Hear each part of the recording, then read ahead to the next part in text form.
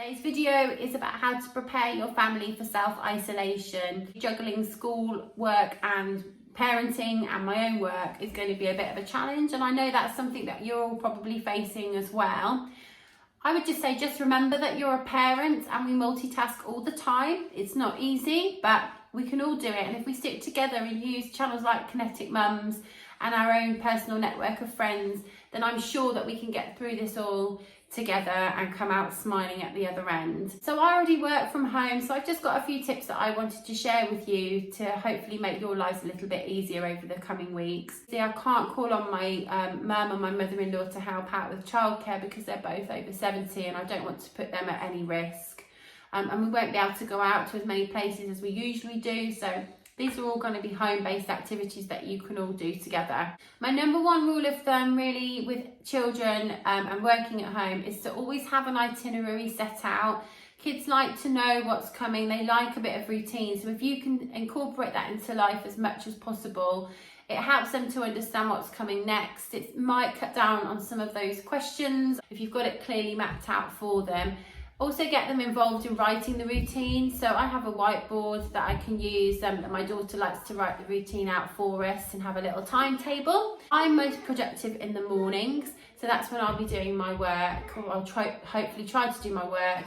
The beauty of having a phone is that I can work throughout the day, but I really want to be able to focus my attention on my children when they're with me and work when I have to work.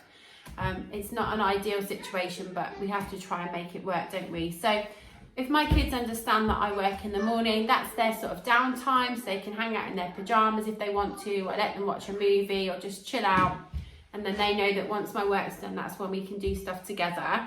I know the weather sucks right now, it's actually raining here today, it's been raining all day, but I would just say try and get outdoors as much as you possibly can. We love being outside, we love the fresh air.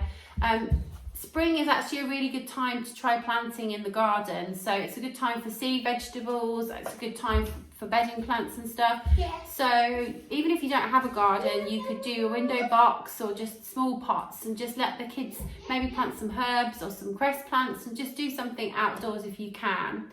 We also bought these a while ago. I've always got a stock of these at home, giant chalks. Again, if you've got a bit of a paved area, you can go outside. These are great for writing practice, drawing numbers, doing a bit of numeracy. I taught my kids to play hopscotch and stuff like that, and they love colouring in the pavement and doing pavement art. That's a bit of a stops raining. If it doesn't, and you've got a concrete garage floor, that's also a good place to have a go. Crafts, paints and things like that. We love painting and crafts in this house. I'm not really a big fan because I really don't like mess, but it's something that we all do enjoy doing together as well. So we've got lots of paints, big box of crafts. I've got loads of these boxes of craft supplies. I would say don't throw out any of your recycling over the next few months. Any cereal boxes, loo roll tubes, I'm sure everybody's got all of those. Junk modelling is something that you can do together, and it's a really good way of getting the kids being creative and building stuff together. There's loads of stuff online that you can find for junk modelling activities. Use social media. I've been added to about 3 or 4 groups this week being run by teachers and educational professionals who realise that there's a need out there, and they've been really helpful and put together some groups for parents with loads of activities and ideas and things and lots of parents are sharing ideas of ways that we can all help our kids keep learning at home and activities that we can do together. So have a look online. I bet you can find at least 3 without even trying very hard. There's also a website, I'm not a teacher, but there's also a website called Twinkle.